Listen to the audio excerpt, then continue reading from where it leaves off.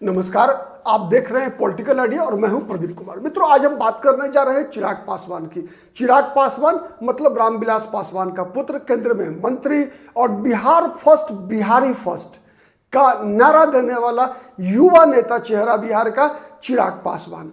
चिराग पासवान ने इधर के दिनों में आपने देखा है कि बिहार के मुख्यमंत्री बनने की इच्छा स्पष्ट रूप से व्यक्त कर दी है। पहली बार चिराग पासवान ने खुलकर कहा कि दिल्ली में उनका मन नहीं लगता, दिल्ली में चिराग पासवान का मन नहीं लगता। वो बिहार की सेवा करना चाहते हैं। बिहार का सेवा करने का मतलब बिहार का मुख्यमंत्री बनना चाहते हैं।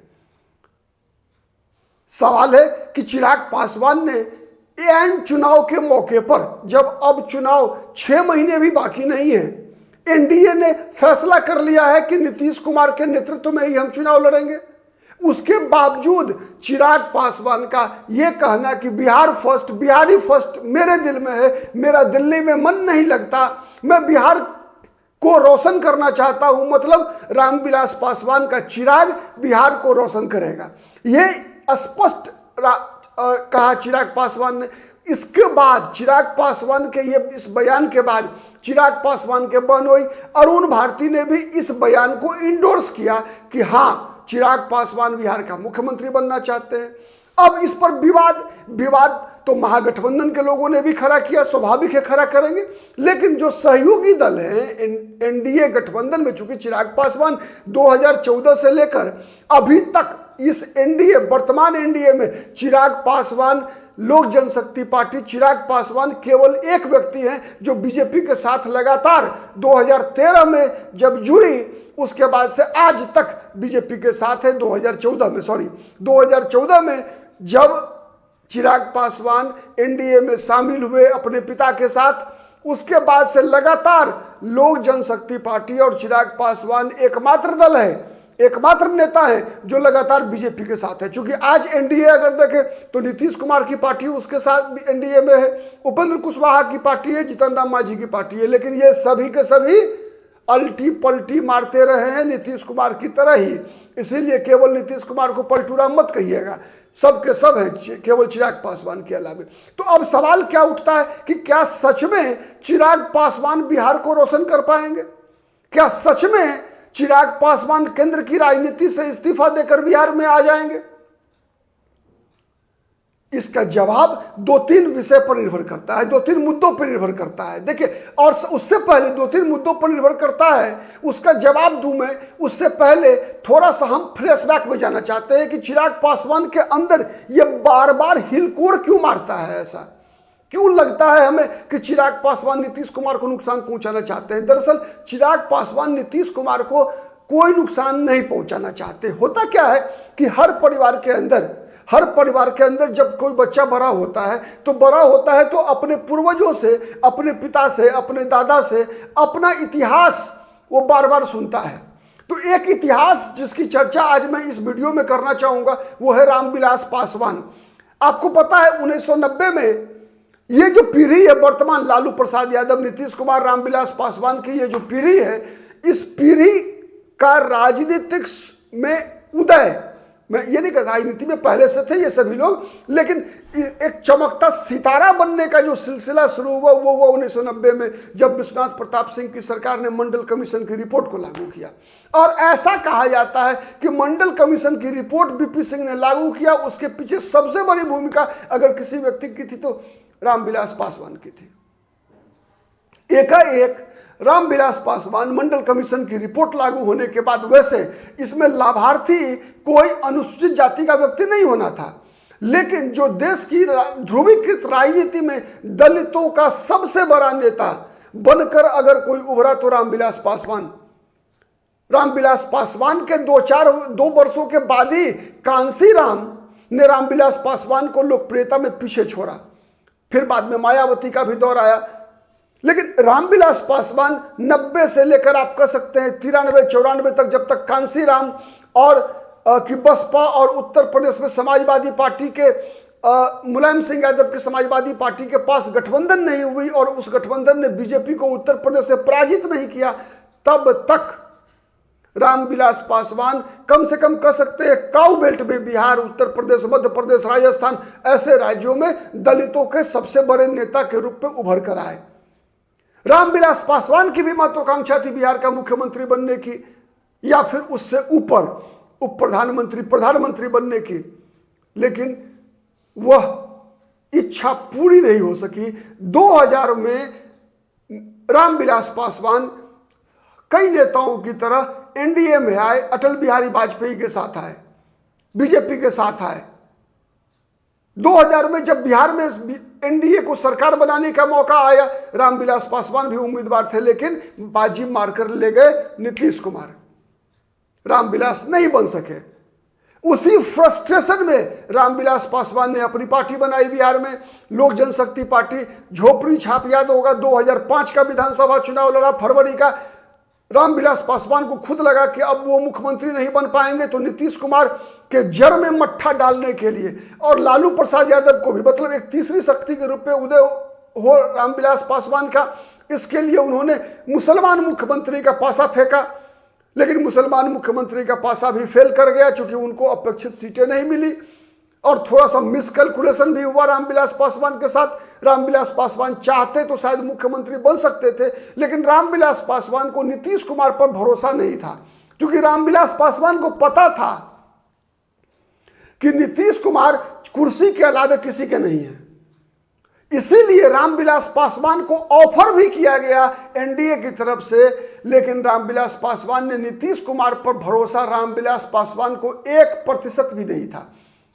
अगर वही ऑफर रामविलास पासवान को लालू प्रसाद यादव की पार्टी की तरफ से किया जाता कि रामविलास जी आप मुख्यमंत्री बन जाइए, तो रामविलास पासवान ने उस ऑफर को स्वीकार कर लिया होता। लेकिन चूंकि प्रस्ताव एनडीए की तरफ से था और एनडीए में नीतीश कुमार की पार्टी के पास मैजिक फिगर था, उसकी बगैर सरकार नहीं बनती, और नीतीश कुमार पर रामविलास पासवान को रत्ती भर भी भरोसा नहीं था। इसीलिए रामविलास पासवान ने अपनी झोपड़ी का चाबी लेकर गायब हो गए। उसके बाद का इतिहास आपको पता होगा। 2000 तुरंत जब ऐसा हुआ तो फिर 2 नवंबर में चुनाव की घोषणा हुई 2005 में। नीतीश कुमार ने 29 में से कई विधायकों को तोड़ लिया था। भले ही वो विधायक नहीं रहे, लेकिन उनकी पार्टी में जितने भी प्रमुख चेहरे थे, चाहे वो नरेंद्र सिंह रहे हो, चाहे मुन्ना शुक्ला रहे हो, जितने भी बड़े चेहरे थे जो रामविलास पासवान के अलावे, उन सबको नीतीश कुमार ने बारी बारी से तोड़ लिया, रामविलास पासवान को पंगु बना दिया। एक नुकसान हुआ रामविलास पासवान का, इसलिए रामविलास पासवान मुख्यमंत्री पद की दमित इच्छा जो उनके अंदर थी वो पीछे छूट गई। उसके बाद एक और कुठाराघात नीतीश कुमार ने किया रामविलास पासवान पर। उसके बावजूद भले ही रामविलास पासवान मुख्यमंत्री नहीं बन सके बिहार के, लेकिन उसके बावजूद रामविलास पासवान बिहार में, उत्तर प्रदेश में सही है मायावती और कांसीराम का उदय हो चुका था, लेकिन बिहार में दलितों के सबसे बड़े नेता के रूप में रामविलास पासवान थे। लेकिन फिर मुख्यमंत्री बनने के बाद नीतीश कुमार ने एक और छक्का मारा, जिस छक्के से एकदम रामविलास पासवान को स्टेडियम से भी, मतलब बिहार की राजनीति से नीतीश कुमार ने उठाकर बाहर फेंक दिया। और वो दांव था महादलित का। नीतीश कुमार ने अनुसूचित जाति की 22 जातियों को स्ट्रेटेजिकली, रणनीति के रूप में उसमें तोड़फोड़ मचा दिया। पहले उसमें से 17 जातियों को बाहर किया, महादलित बनाया, फिर 18वीं को बनाया, उसके बाद 21 जातियों को अलग कर दिया, मतलब 21 जाति महादलित, 1 जाति पासवान दलित। और यह वो मास्टर स्ट्रोक था जिसका दर्द रामविलास पासवान जीते जी नहीं भूल पाए। लेकिन नीतीश कुमार और रामविलास पासवान की प्रतिद्वंदिता जारी रही। अब याद कीजिए 2014 में जब रामविलास पासवान बीजेपी के साथ आए थे, नीतीश कुमार नहीं थे, 7 सीटें लड़े थे, 6 एमपी जीते थे उनके। नीतीश कुमार ने क्या किया, 14 में जब बीजेपी, 19 में जब बीजेपी के साथ आए, रामविलास पासवान का भी 1 सीट घटवा दिया।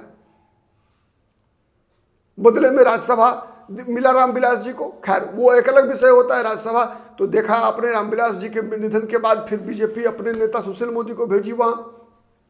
खैर वो एक अलग विषय। लेकिन फिर विधानसभा चुनाव में 2020 के विधानसभा चुनाव में चिराग पासवान को सीट देने को तैयार नहीं थे। कह रहे थे 15 सीट लड़ लो, 20 सीट लड़ लो। नहीं चाहते थे नीतीश कुमार की चिराग पासवान किंग मेकर बन सके। उसी दौरान रामविलास जी का निधन भी हो जाता है। स्थिति ऐसी बनी कि चिराग पासवान को अकेले चुनाव लड़ना पड़ा। नीतीश जी को नुकसान हुआ, भयंकर नुकसान हुआ। और उस नुकसान का बदला लेने के लिए नीतीश कुमार ने फिर एक और मास्टर स्ट्रोक मारा।